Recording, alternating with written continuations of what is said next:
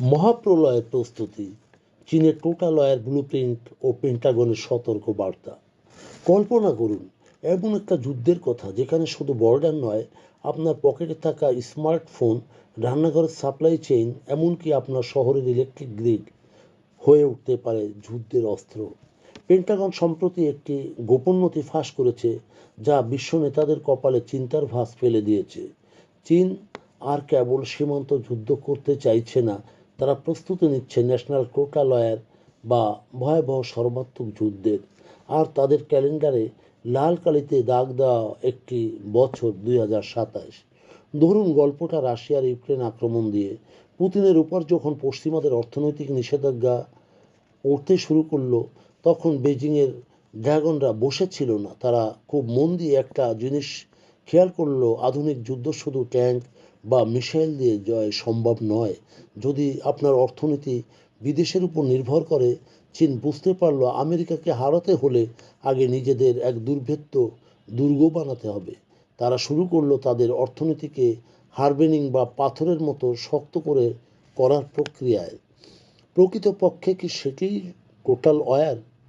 Pentagon বলছে চীন এখন তাদের পুরো দেশটিকেই একটি আস্ত ওয়্যার মেশিন বানিয়ে ফেলেছে।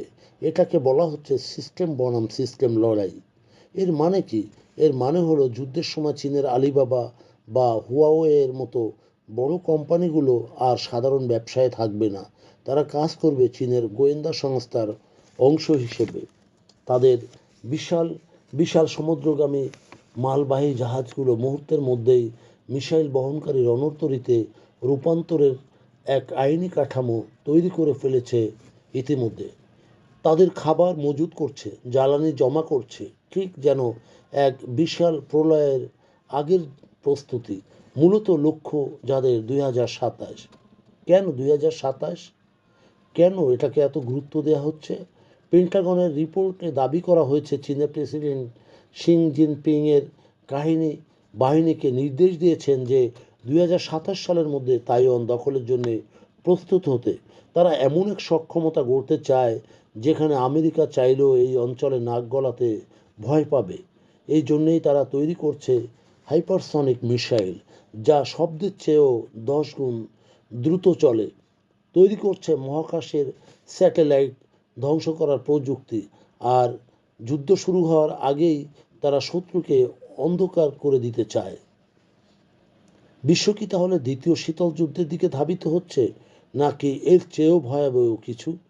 পেন্টাগনের রিপোর্ট আমাদের জানান দিচ্ছে যে চীন এখন আর কেবল অর্থনৈতিক শক্তিই নয়, তারা এক টোটাল ওয়্যার এবং তার খেলোয়াড়।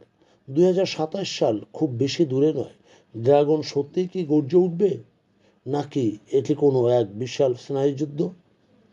আপনার কি মনে হয়, চীনের এই সর্বাত্মক যুদ্ধের প্রস্তুতি কি বিশ্ব শান্তির জন্য সবচেয়ে বড় হুমকি? আর এই ধরনের জিওপলিটিক্যাল ইনসাইট পেতে হলে আমাদের সাথেই থাকুন।